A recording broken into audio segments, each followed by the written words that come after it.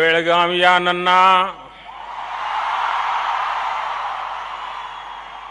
ಪ್ರೀತಿಯ ಬಂಧು ಭಗಿನಿಯರೇ,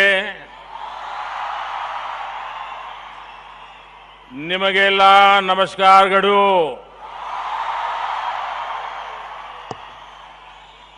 मंच पर विराजमान केंद्र में मंत्री परिषद के मेरे साथी श्रीमान अनंत कुमार, श्रीमान सदानंद गौड़ा,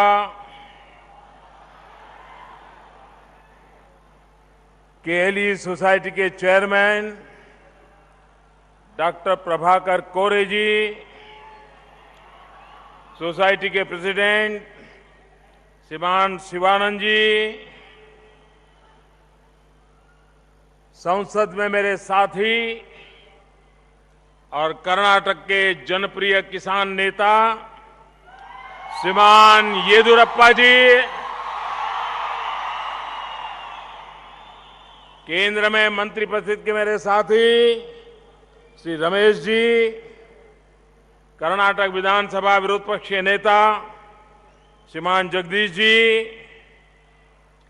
श्रीमान सुरेश अंगाड़ी, श्रीमान प्रहलाद जोशी, डॉक्टर बीजी देसाई और प्यारे भाई और बहनों, मैं सबसे पहले उन सप्त ऋषियों को नमन करता हूं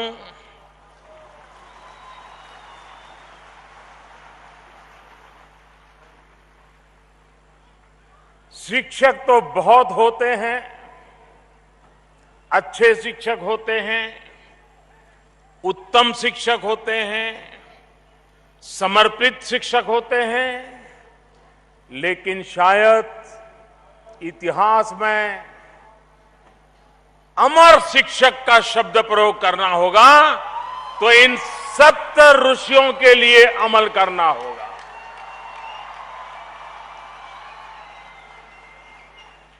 ऐसे शिक्षक 100 साल के बाद भी आज भी इस पीढ़ी को पढ़ा रहे हैं, शिक्षित कर रहे हैं. शायद इतिहास में कहीं पर भी ऐसी दुर्लभ घटना सुनने का सौभाग्य नहीं मिल सकता जो इस केएलई सोसाइटी के द्वारा सिद्ध हुआ है.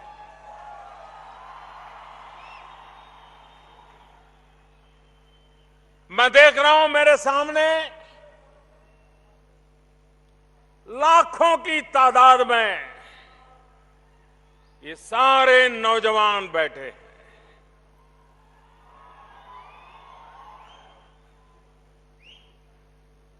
ये सब कुछ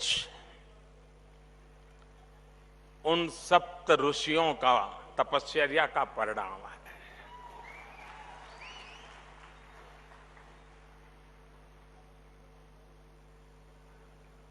लोकमान्य तिलक जी से प्रेरणा ली, संत बसवेश्वर जी ने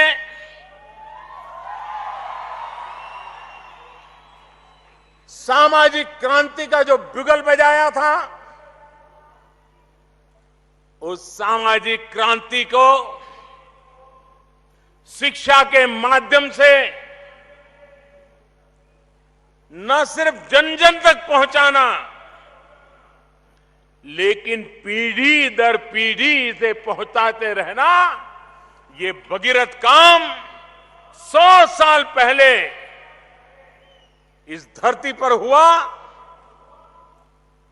पूरे देश के लिए, शिक्षा में विश्वास करने वाले हर किसी के लिए ये गर्व का विषय है. संस्थाएं बनती है, बिगड़ती है, बंद भी हो जाती है, लेकिन आप कल्पना करिए उन 7 ऋषियों ने ऐसी तो कैसी मजबूत नींव डाली होगी कि आज 100 साल के बाद भी ये फल रहा है, फूल रहा है और पूरे देश को प्रेरणा दे रहा है। आज दुनिया के हर कोने में कोई न कोई तो होगा जो कहता होगा कि मैं केएलई का विद्यार्थी था।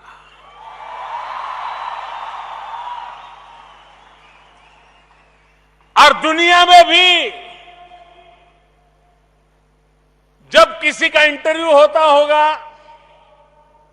नौकरी के लिए पूछताछ होती होगी, जब वो बताता होगा, सारे सर्टिफिकेट बताता होगा, अपने मार्क दिखाता होगा, लेकिन जब वो कहता होगा कि साहब ये तो सब ठीक है, ये गुणांक, ये सर्टिफिकेट, ये मार्क्स, ये ग्रेड, लेकिन मेरे पास सबसे बड़ी चीज है, मैं केएलई का विद्यार्थी हूं। और जिस पल इंटरव्यू लेने वाला भी देखता होगा, अच्छा केएलई, अरे भाई आओ आओ। 100 साल कितनी पीढ़ियों ने तपस्या की होगी, कितने कितने लोगों ने योगदान किया होगा, तब जाकर के ऐसी एक प्राणवान व्यवस्था का जन्म हुआ होता है और जो चलती है। आज जब देश में शिक्षा के व्यापारीकरण की चर्चा हो रही है, बड़े बड़े लोगों का भी मन करता है कि विद्या के व्यापार में जुड़ने से कुछ मुनाफा मिल जाएगा। ऐसे सब लोगों के लिए सबक है, वो 70 से 100 साल पहले उनका तनख्वाह कितना होगा? इन शिक्षकों का पगार शायद 30 रुपया, 35 रुपया, 50 रुपया रहा होगा। 100 साल पहले जिसका 30 रुपया, 40 रुपया, 50 रुपया पगार रहा होगा, तनख्वाह मिला होगा, उन्होंने समाज के लिए इतना बड़ा योगदान दे दिया। शिक्षा के क्षेत्र में सेवा करना चाहते हुए लोगों के लिए ये एक मिसाल है, प्रेरणा है। भाइयों बहनों, राजनीतिक दल भी 100 साल नहीं चल पाते, कितने ही टुकड़े हो जाते हैं, परिवार भी नहीं बचते हैं। आप कल्पना कर सकते हैं 100 साल तक एक संस्था चलना, लगातार विकास होना, लोकतांत्रिक पद्धति से उसकी मैनेजमेंट की रचना होना और जनता के पैसों से ही इसको आगे बढ़ाना, उसके भूतपूर्व विद्यार्थियों की मदद से उसको आगे बढ़ाना, ये अपने आप में पूरे देश के लिए एक बहुत बड़ी मिसाल है। मैं खास करके दिल्ली में जो हमारे बड़े विद्वान मित्र हैं, मीडिया के लोग हैं, उनसे मैं आज सार्वजनिक रूप से प्रार्थना करना चाहता हूं कि किसी व्यक्ति के 60 साल हो जाए तो अखबारों में बहुत बड़ा उनका आर्टिकल छप जाता है। किसी सरकार के 100 दिन हो जाए तो भी अखबार में बहुत बढ़िया आर्टिकल आ जाता है। किसी व्यक्ति के 75 साल हो जाए तो भी जय जयकार होता है। अच्छा होगा पूरे हिंदुस्तान के मीडिया में इन सप्त ऋषियों ने जो काम किया है, इसकी शताब्दी के विषय में भी कुछ लिखा जाए और देश को पता चले। ये इसलिए चलना चाहिए कि देश के अलग अलग कोने में भी जो शिक्षा को समर्पित लोग हैं, समाज को समर्पित लोग हैं, ऐसे लोगों को ऐसी घटना से प्रेरणा मिलती है, ताकत मिलती है और देश के भी और कोने में ऐसा एक आंदोलन खड़ा हो सकता है। भाइयों बहनों, जब आजादी का आंदोलन चल रहा था तब महात्मा गांधी जी ने भी आजादी के सिपाही तैयार करने के लिए गुजरात विद्यापीठ नाम से शिक्षा संस्था को जन्म दिया था। लोकमान्य तिलक जी ने भी आजादी के सिपाही तैयार करने के लिए और राष्ट्र को अपनी ताकत पर खड़ा करने के लिए शिक्षा पर बल दिया था। 21वीं सदी में भी भारत को दुनिया में अगर अपना लोहा मनवाना है तो ये हमारी युवा पीढ़ी, उनका कौशल, उनकी शिक्षा वही मनवा सकती है। भाइयों बहनों, एक जमाना था जब भारत की पहचान दुनिया में क्या थी? ये तो सांप सपेरे वाले लोग हैं, ये तो जादू टोना करने वाले लोग हैं, ये तो ब्लैक मैजिक वाले लोग हैं। सांप और उंदर और चूहे से बाहर इनको कोई ज्ञान ही नहीं है। दुनिया में हिंदुस्तान की ऐसी पहचान थी। लेकिन कुछ वर्षों पहले भारत के 18-20 साल की उम्र के नौजवान जब कंप्यूटर के कीबोर्ड पर अपनी उंगलियां घुमाने लगे, सारी दुनिया घूमने लग गई, सोचने बदल गई।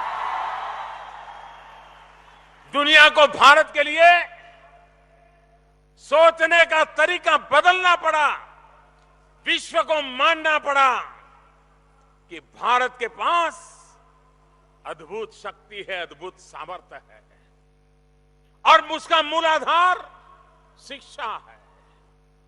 100 साल में यहां के समाज जीवन में बदलाव लाने के लिए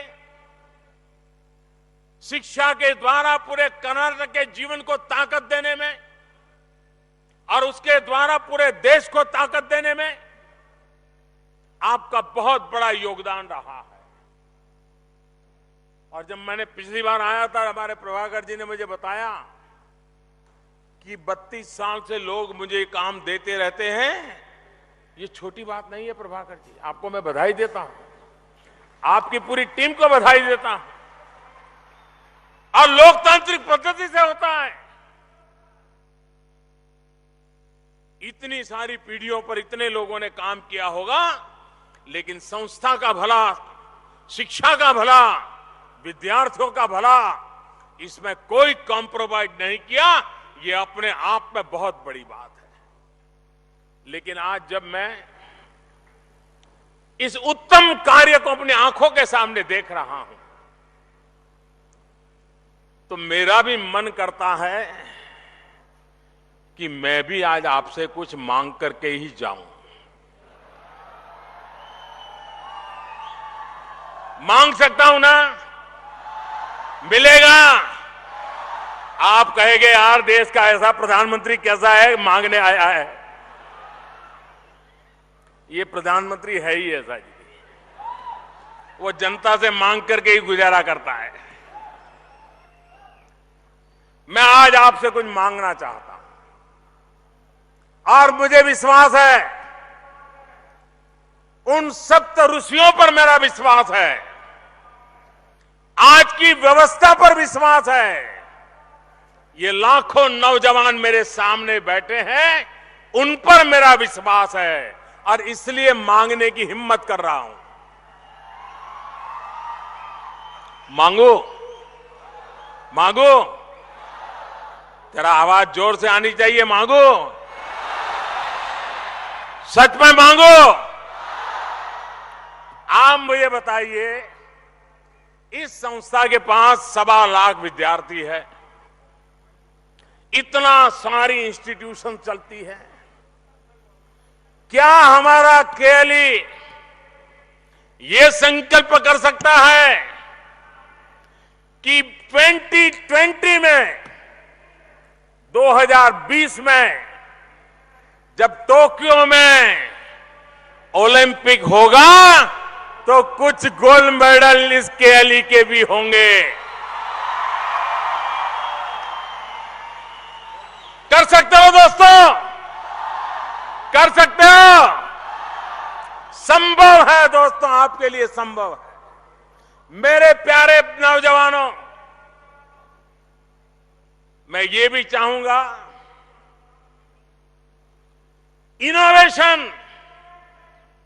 इनोवेशन ये विकास की जड़ी बूटी है। अगर इनोवेशन नहीं होता है, रिसर्च नहीं होता है,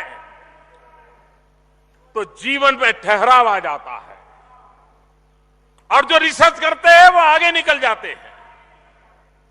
हम सिर्फ उनकी प्रोडक्ट के लिए खरीदार बन के रह जाते हैं।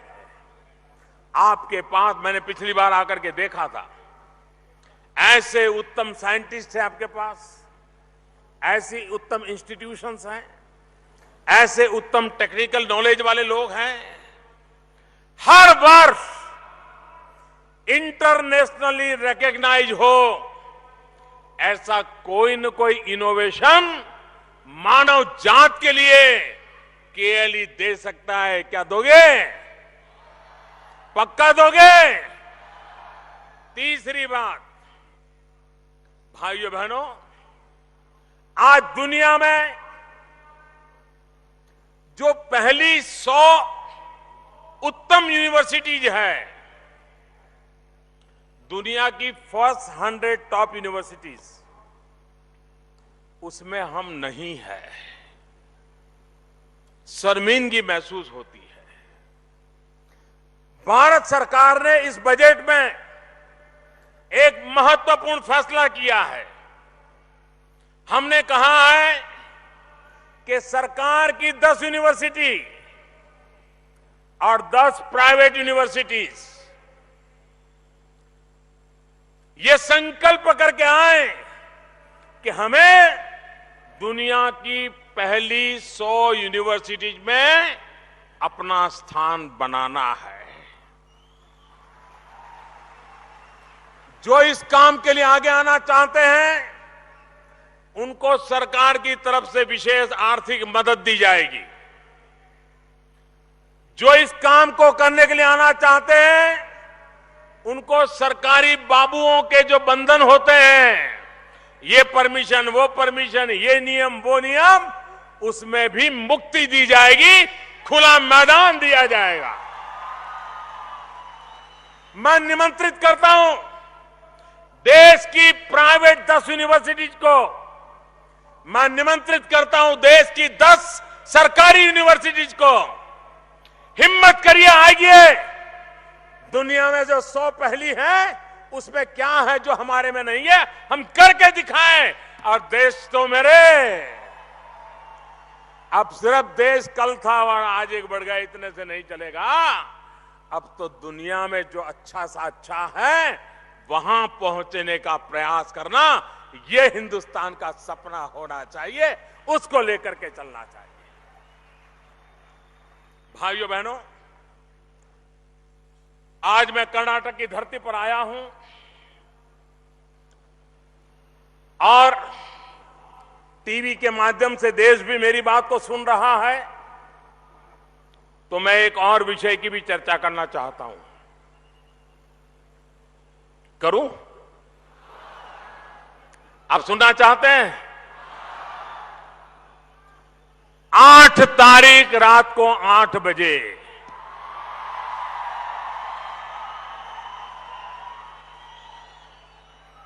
आपने देखा 2012, 2013, 2014 अखबारों में खबरें आती थी कि कोयले में इतने लाख करोड़ खा गए, 2G स्कैम में इतने लाख करोड़ खा गए और 8 तारीख के बाद आपने उनका हाल देखा।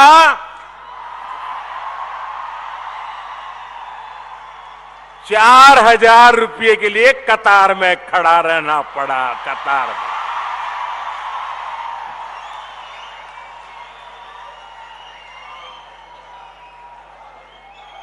मेरे प्यारे देशवासियों,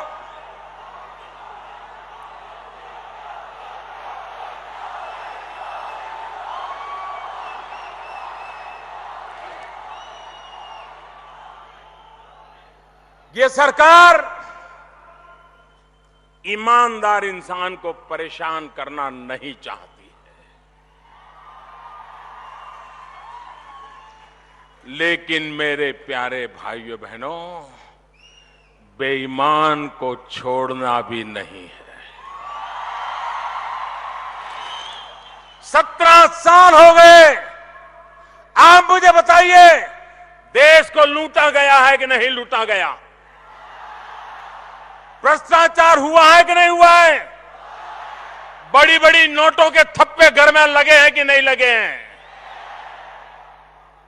मैं हैरान हूं, हमारे कांग्रेस के लोग कह रहे हैं कि आपने 1000 की नोट बंद कर दी, 500 की नोट बंद कर दी। भाई, आपने जब चवन्नी बंद की थी, मैंने पूछा था?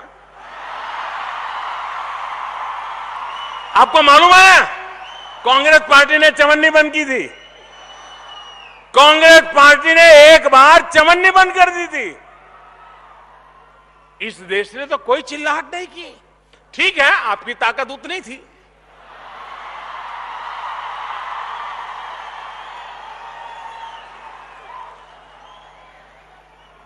बंद करने में तो आप भी सहमत थे, लेकिन बड़ी नोट बंद करने की आपकी ताकत नहीं थी, चवन्नी से गाड़ी चलानी थी।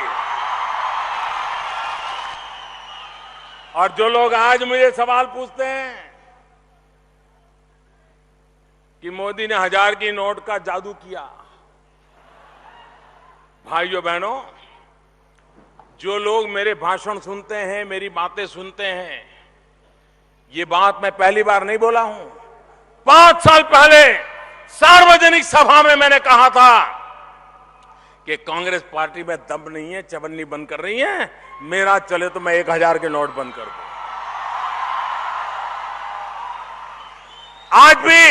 आज भी उसका वीडियो कहीं चलता होगा, देख सकते हैं आप लोग। भाइयों बहनों, मैंने देश के साथ कुछ छिपाया नहीं है। मैंने पहले ही दिन, मेरे प्यारे भाइयों बहनों, अगर मैं झूठ बोलूं तो आपको मुझ पर गुस्सा करने का पूरा हक देता हूं। मैंने पहले ही दिन कहा था, इस काम के लिए मुझे 50 दिन दीजिए, 30 दिसंबर तक का समय दीजिए। कहा था कि नहीं कहा था? कहा था कि नहीं कहा था? मैंने पहले ही दिन कहा था कि 30 दिसंबर तक थोड़ी तकलीफ रहेगी। कहा था कि नहीं कहा था? भाइयों बहनों, मैंने देश को विश्वास में लेकर के काम किया है। देश में ईमानदारी, करोड़ों लोग हैं जो ईमानदारी के लिए जीते हैं, ईमानदारी के कारण सहते हैं। आप मुझे बताइए, सरकार का ईमानदारों की रक्षा करने का काम है कि नहीं है? ईमानदारों की रक्षा होनी चाहिए कि नहीं होनी चाहिए? और अगर बेईमानों को सजा देने के लिए 50 दिन थोड़ी तकलीफ रहेगी, तो आप मेरी मदद करोगे कि नहीं करोगे? दोनों हाथ ऊपर करके बताओ भाइयों बहनों, तालियों की गड़गड़ाहट से बताइए। ये देश देख रहा है, हर हिंदुस्तान का नौजवान, हर हिंदुस्तानी, ये दृश्य देख लीजिए। जिनको शक है, एयर कंडीशन कमरे में बैठ करके बेईमानों की वकालत करने वाले, देख लीजिए जनता जनार्दन क्या चाहती है। भाइयों बहनों, हम जानते हैं हमारे देश में चुनाव होता है, मतदाता सूची, ये तो कोई सीक्रेट काम नहीं है। नोट प्रतिबंध करना तो मेरे लिए बहुत जरूरी था कि वो सीक्रेट रहे। अगर वो लीक हो जाता तो ये बेईमान लोगों की ताकत ऐसी है, कहीं पर भी पहुंच जाकर के अपना काम कर लेते। देश खुश है। 8 तारीख को हिंदुस्तान का गरीब चैन से सो रहा था और अमीर नींद की गोलियां खरीदने के लिए बाजार गया, कोई देने वाला नहीं था। भाइयों बहनों, चुनाव में मतदाता सूची बनती है, कोई सीक्रेट नहीं होता है। सरकार लगती है, टीचर लगते हैं, आशा वर्कर लगते हैं, सारी सरकार लग जाती है। हर पार्टी के वर्कर भी लग जाते हैं।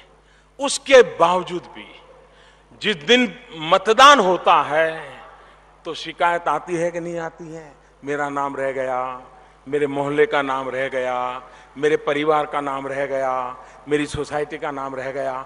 मुझे बताइए, तकलीफ आती है कि नहीं आती है? इतना बड़ा काम खुला चलता है तो भी कुछ न कुछ कमी रह जाती है कि नहीं रह जाती है? आप देखिए, हिंदुस्तान का जब चुनाव होता है पूरे देश का, करीब करीब 3 महीने चलता है। 90 दिन तक सारा कारोबार ठप हो जाता है। सारे अफसर, हर किसी को चुनाव का ही काम करना पड़ता है, किसी भी डिपार्टमेंट में क्यों ना हो। भाइयों बहनों, चुनाव में सरकार की इतनी ताकत लगती है, पॉलिटिकल पार्टियों के लोगों की लगती है, मीडिया की मदद मिलती है, तो भी 60-70% मतदान होता है और 90 दिन तक गाड़ी चलती है। मेरे प्यारे देशवासियों, मैंने तो आपसे सिर्फ 50 दिवस मांगा है। 50 दिवस मेरे भाइयों, देश के लिए मांगा है। भाइयों बहनों, आपने देखा होगा इस बार बजट में हमने योजना की थी। जो लोग मेरी मन की बात सुनते हैं ना, उसमें भी मैंने कहा था कि भ्रष्टाचार से लड़ाई लड़ने का एक उपाय है कैशलेस सोसाइटी। एक नगदी नोटे रुपये देने वाला कारोबार धीरे धीरे कम होना चाहिए। Credit card, debit card, plastic currency, इस पर जाना चाहिए। और इसलिए भारत सरकार ने अपने बजट में क्रेडिट कार्ड, डेबिट कार्ड के ऊपर टैक्स लगता था, वो टैक्स हमने हटाया था और सरकारी विभागों को भी कहा था कि आप भी इसको कम कीजिए, हटाइए। कई विभागों ने कम भी किया है, कुछ विभागों ने हटाया भी है। ये इसलिए किया था कि मुझे आज ये करना था। मैंने जब प्रधानमंत्री जनधन अकाउंट खोले, गरीबों के खाते खोले, उसके साथ उनको एक क्रेडिट कार्ड दिया है, डेबिट कार्ड दिया है, रुपए कार्ड 20 करोड़ लोगों को दिया है, ताकि धीरे धीरे गरीब आदमी को भी उस कार्ड के द्वारा अपना कारोबार कराने की आदत लग जाए। धीरे धीरे समय लगेगा, लेकिन ये काम 2 साल पहले किया है भाइयों, मैंने अचानक नहीं किया है। ये बात सही है, बीमारी इतनी गहरी है, इतनी 70 साल की पुरानी बीमारी है भाई, और हर किसी को ये बीमारी लग गई है। भाइयों बहनों, मैं दवाइयों का डोज बढ़ा रहा था। पहले 1 डोज देता था, फिर दूसरा डोज दिया, अभी जरा बड़ा डोज दिया है। और बेईमान लोग और बेईमान लोगों की रक्षा करने वाले लोग ये भी कान खोल करके सुन लें, 30 दिसंबर के बाद मोदी अटकने वाला नहीं है।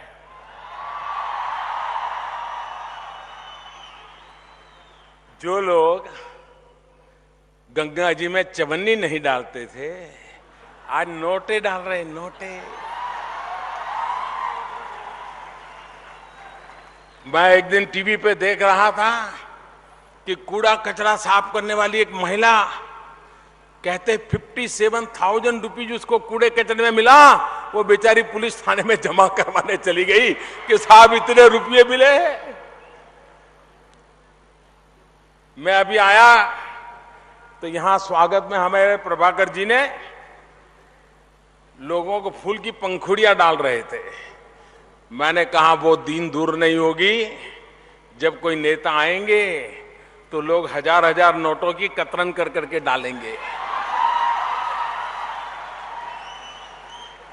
भाइयों बहनों, सफाई करना जरूरी है और इसलिए मुझे आपकी मदद चाहिए। तकलीफ पड़ेगी, मैंने ये कभी नहीं कहा था तकलीफ नहीं पड़ेगी। मेरी पूरी कोशिश हो। आप देखिए जी, मैं कल देख रहा था बैंकों में बैंक के कर्मचारियों ने एक साल में जितना काम करते हैं ना, उससे ज्यादा काम ही 10 दिन में किया है भाई। 10 दिन में हम सब बैंक के कर्मचारियों के लिए ताली बजाइए भैया। इतना अच्छा काम कर रहे हैं आज बैंक के लोग हमारे, उनका अभिनंदन करें। मैंने देखा 75 साल की उम्र के, 70 साल की उम्र के, 60 साल की उम्र के जो बैंक में से रिटायर्ड हुए हैं, ऐसे लोग बैंकों में गए। उन्होंने कहा साहब इस समय अगर मुफ्त में भी हमारी सेवा चाहिए तो हम काम करने के लिए तैयार हैं। हमारे पास बैंक का अनुभव देश भर में हुआ है। मैंने ऐसे नौजवान देखे जो कतार में सीनियर सिटीजन खड़े थे, उनके लिए अपने घर से कुर्सियां उठा करके लाए, उनको बैठने की व्यवस्था की। मैंने ऐसी माताएं बहनें देखी जो कतार में खड़े हुए लोगों को घर से ला करके पानी पिला रही है। भाइयों बहनों, सिनेमा थिएटर के बाहर टिकट लेने के लिए कभी कभी झगड़ा हो जाता है। इतना बड़ा हिंदुस्तान शांति से कतार में खड़ा है और अपने नंबर का इंतजार कर रहा है। देश बेईमानी से थक चुका है। भाइयों बहनों, पेन है, मैं मानता हूं। मेरे इस निर्णय के कारण पेन है, लेकिन देश को गेन ज्यादा है। देश को गेन ज्यादा है भाइयों बहनों। और मैं आपको विश्वास दिलाता हूं, मैं आपके साथ खड़ा रहूंगा।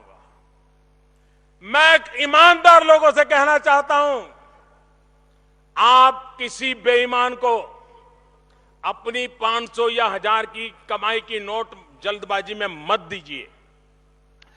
30 दिसंबर तक आपके पास समय है। कोई 400 में लेने वाला निकल जाएगा, कोई 800 में 1000 की नोट लेने वाला निकल जाएगा। आपके 500 रुपया मतलब कि 499 एंड 100 पैसा, पूरा का पूरा 500 का आपका हक है और सरकार आपको देने के लिए बंधी हुई है। 1000 की आपकी ईमानदारी की नोट आपका हक है, सरकार बंधी हुई है। 30 दिसंबर तक ये प्रक्रिया चलने वाली है। प्रक्रिया संतोषजनक होने वाली है। और जो लोग हो सकता है जो गंगा में बहा देंगे, कोई कूड़े कचरे में डाल देंगे, कोई कतरन मरा देंगे, वो तो शायद बच जाएंगे। नोट जाएगी उसकी 200 करोड़ 400 करोड़ जाएगा।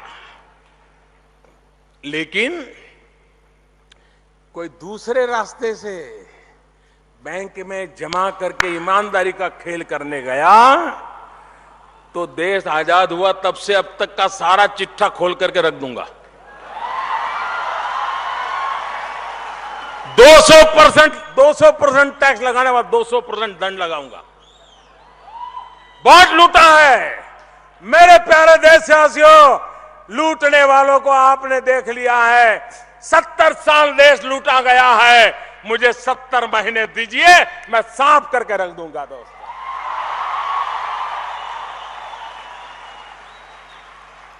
यही लोग मोदी ने क्या किया, मोदी ने क्या किया, मोदी ने क्या किया। जरा 8 तारीख रात 8 बजे का टीवी खोल करके देख लो मोदी ने क्या किया। मेरे प्यारे देशवासियों, मेरे कर्नाटक के भाइयों बहनों, और इसमें ज्यादातर गांव के लोग हैं, मेरी आपसे एक प्रार्थना है। ये जो मैं पवित्र काम करने निकला हूं, देश में ईमानदारी के लिए निकला हूं।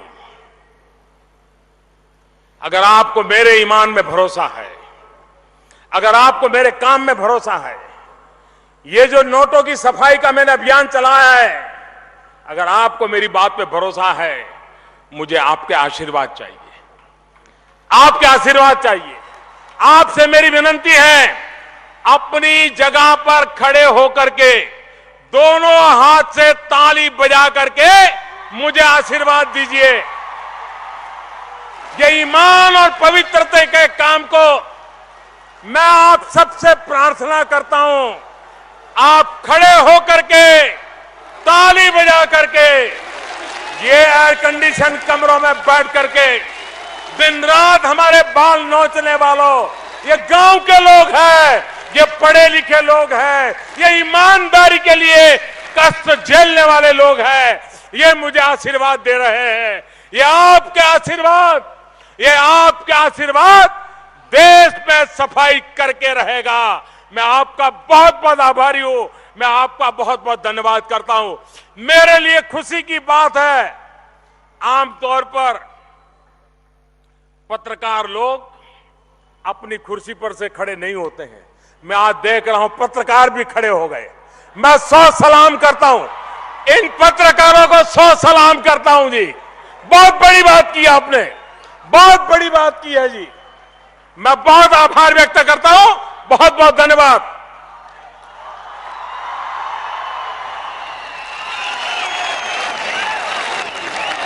धन्यवाद प्रधानमंत्री जी।